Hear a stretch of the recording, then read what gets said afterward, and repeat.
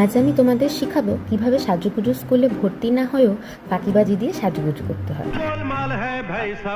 এর জন্য তোমার মাসি না থাকলেও অনলাইনে একজন মেশো পাতিয়ে তার থেকে কিনে নিতে হবে সস্তায় পুষ্টিকর জামা ও গহনা।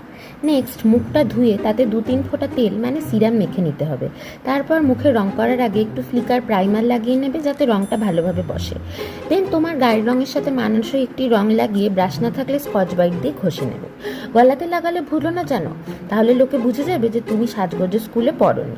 এরপরেও কেউ তোমার রূপের তারিফ না করলে সুইস বিউটির ব্লাশার গালে ভর্তি করে মেখে নিজেই নিজের তারিফ করবে আর টমেটোর মতো লাল হয়ে যাবে। তারপর ভুরুটা আঁচড়ে নিয়ে চোখের পাতায় আর ল্যাশে একটু মেবলিনের কালি লাগিয়ে নেবে। তারপর ঠোঁটে একটু বর্ডার দিয়ে লিপস্টিক দেবে যাতে লিপস্টিক ঠোঁটের বাইরে অনধিকার প্রবেশ না করে। তাও বেরিয়ে গেলে এক চাটি মেরে ওটাকে মুছে গালে লাগিয়ে নিজের প্রশংসা করবে যে যতই যা হোক পয়সা নষ্ট করা যাবে না।